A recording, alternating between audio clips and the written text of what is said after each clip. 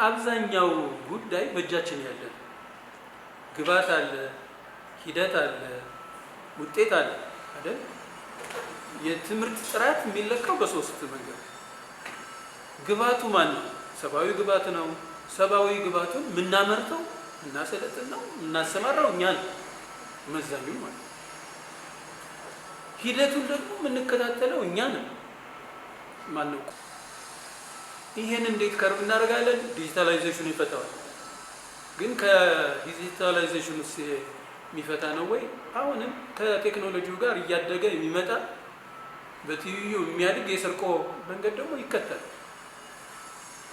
ለማንኛውም ግን ሁልጊዜ በንቃት ይህንን ችግር ለመፍታት የሚያስችል ስራ መስራት አለ። ታማኞች መሆን አለ። ሱፐርቫይዘር ታማኝ መሆን አለ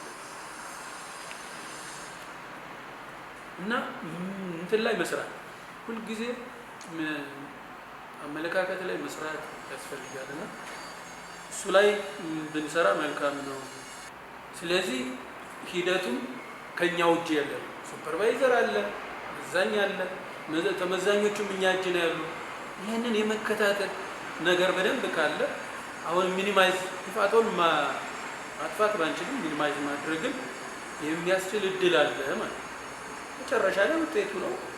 ውጤቱ እንደምታውቁት። ስለዚህ የዚህ ነገር ሁሉ ሄዶ ውጤቱ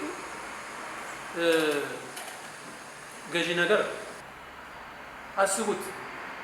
በየደረጃው ባንፈተን ኑሮ እናነብ ነበር፣ እናጠና ነበር። ባናጠና ኑሮ እውቀት እናገኝ ነበር። ይህንን ስናስብ አይሆን።